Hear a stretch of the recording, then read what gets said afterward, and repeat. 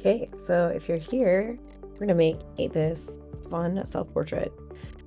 First, you need a picture, and it's easiest to kind of remove the background to do photo editing in Canva. So I'm gonna make a 4x6 canvas in Canva. I did this the wrong way. I should have done 4 first, and then 6 as the, or 6 is the width and 4 is the height. And I just did inches. But you could do any size image canvas in Canva. It's just easier if I use the 4x6 because then it converts over to fresco standard screen pretty easily. And then we're going to edit, and we're going to hit the BG remover, and then if it doesn't get everything you want, you're going to do erase. But you don't actually have to use a photo that you took of yourself. Profile works the best because then we can see more details, because we're going to only see the outside edge of whatever you're using. So you can grab things that are actual silhouettes. Anything that is a little bit more complex, it's going to get lost, as we're going to basically put a color on the inside. So Canva has all these silhouettes that you can choose from and use.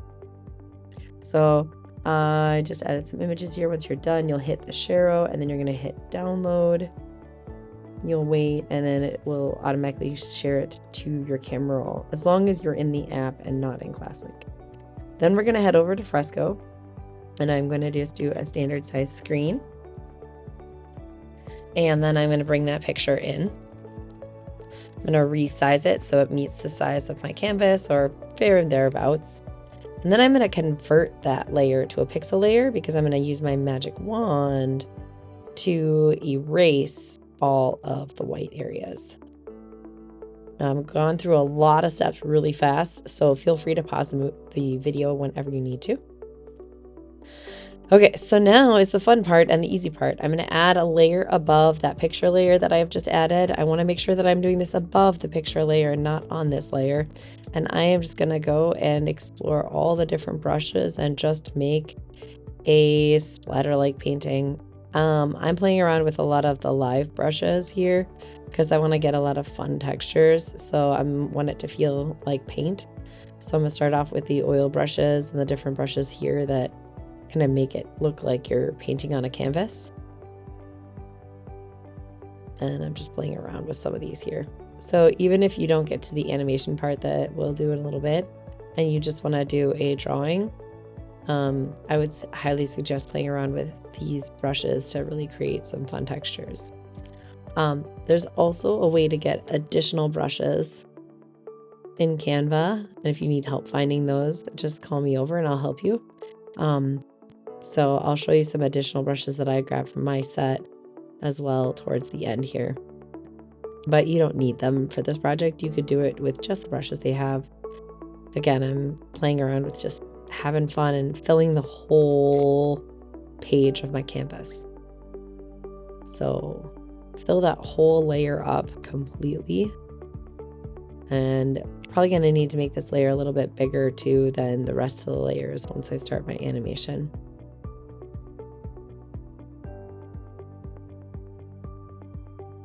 And then once you get it pretty well filled in, and even if it's not exactly the way that you want to fill it in, we are going to do the next thing, which is we are going to use a clipping mask and tap on this little button here. Now, if you notice, everything that was below it is now where our painting stays in. And the nice thing about stopping after a certain point is we can continue to add interesting things and effects in here.